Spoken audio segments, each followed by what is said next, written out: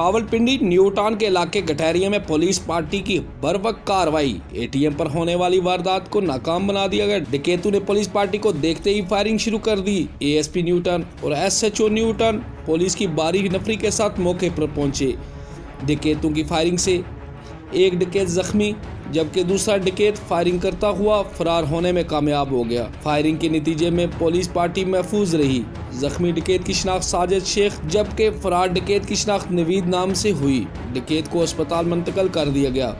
मुलजमान से डकैती में इस्तेमाल होने वाला हेलमेट और भारी असला बरामद। याद रहे ये वो डकैत गैंग है जिसने 28 फरवरी को सिविल लाइन के इलाके में जोहेब नामी शहरी को दौरान डकैती गोली मार दी। जोहेब अल-शफा अस्पताल में इस टाइम जिंदगी और मौत की कश्मकश में है। डकैत गैंग वारस खान के इलाके में एटीएम की डकैतों में वारदात कर चुका है। मुलजम की डकैती की दर्जनों वारदातों में मुलव्वस है। सीपीओ रावलपिंडी की हदायत पर एसपी रायल डिवीजन फरार होने वाले मुलजमान की गिरफ्तारी के लिए सर्च ऑपरेशन किए जा रहे हैं। यासर अब्बासी कैमरा मैन अब्बास के साथ तबलक ITV रावलपिंडी।